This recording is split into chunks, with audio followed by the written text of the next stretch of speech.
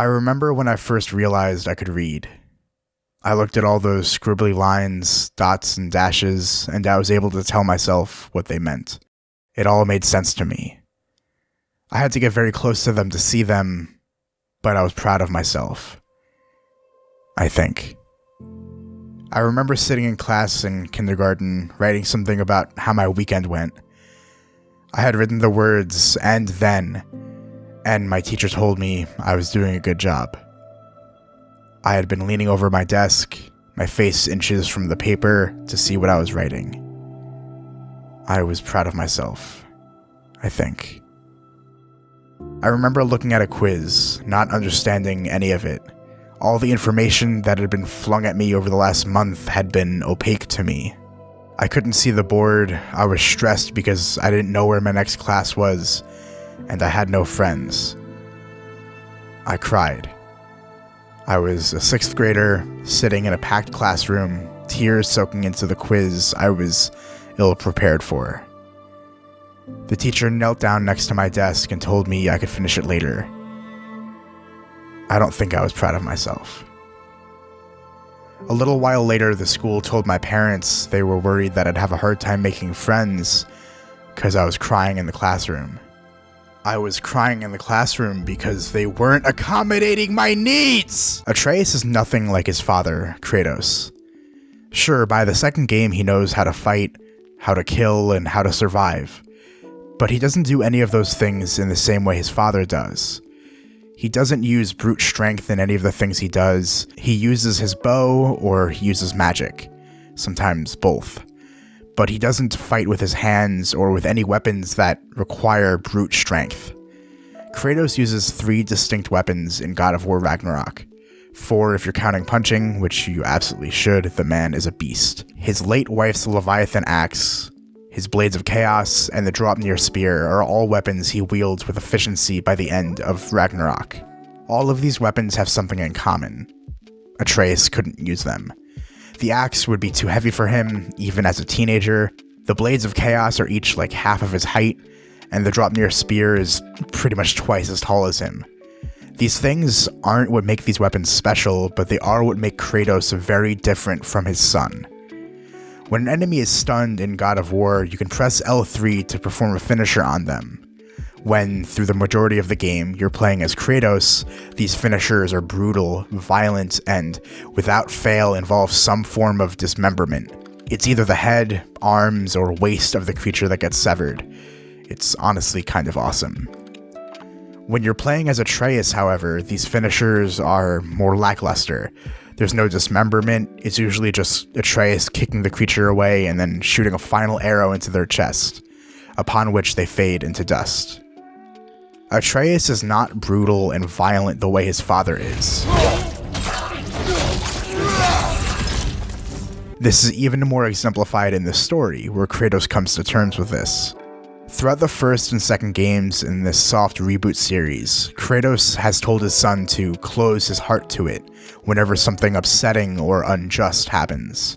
After all, this is what he does. Kratos is capable of empathy, but he often opts not to feed into it, as it makes him a worse fighter, soldier, and survivor.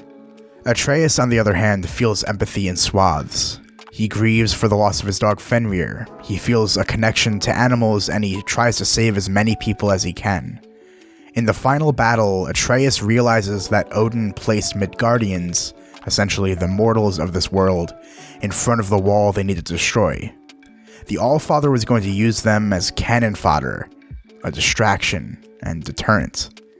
Kratos, realizing how his son is different from him and how powerful that can be, tells him to open his heart to it.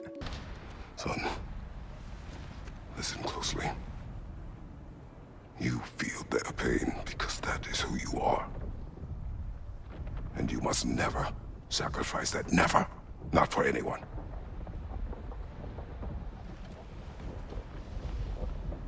I was wrong, Atreus. I was wrong. Open your heart. Open your heart to their suffering. That is your mother's wish. And mine as well. Atreus' power is his empathy, his heart, his ability to save people, not hurt people. Atreus is already a better man than Kratos was in the original series. When I was in school, I wasn't expected to be better or different. I was expected to be the exact same as everyone else. I obviously wasn't. I had a complicated, difficult to understand and to accommodate visual disability, so instead of allowing me to pursue my strengths, it was better to force me to fail at my weaknesses. I was never going to be like Atreus, because everyone expected me to be like Kratos. It's like Mimir said, "If you don't want him walking away from you, then smarten up and walk with him a while." This is juxtaposed with another parent in Kratos and Atreus' life. As a bid to make peace, Freya married Odin a long time ago. The only good she ever saw come from their marriage was their son Balder. A prophecy foretold of Balder's death, claiming that it would be an unnecessary one. Acting only upon fear, Freya blessed and/or cursed her only son with invulnerability and the inability to feel pain. Balder grew resentful of his mother and her selfish actions. She made a decision for him, one that she couldn't have predicted the consequences of, and Balder paid the price. He lived a life of resentment, loneliness, and understimulation. He sought pain from anyone who could provide it. When that didn't work, he returned to his mother, with the intention to kill her. Kratos gets in the way of this, defending Freya and eventually kills Balder, proving the prophecy right and setting off Ragnarok. When I was in middle school, I had an aide that followed me around all day.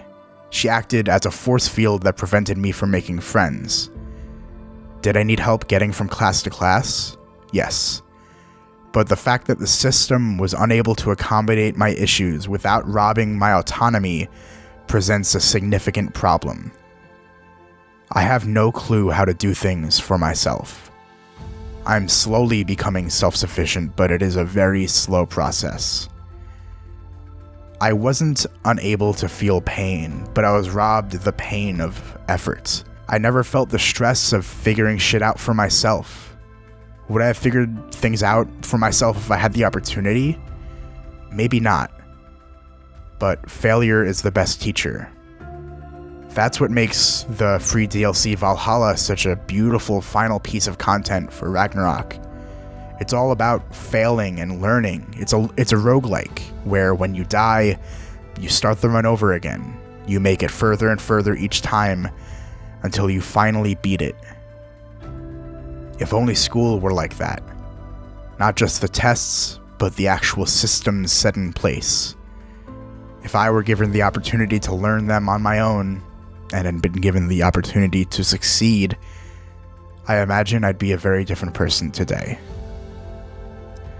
I'm just glad, unlike Balder, I don't have to die for the failings of my superiors to lose their hold on me.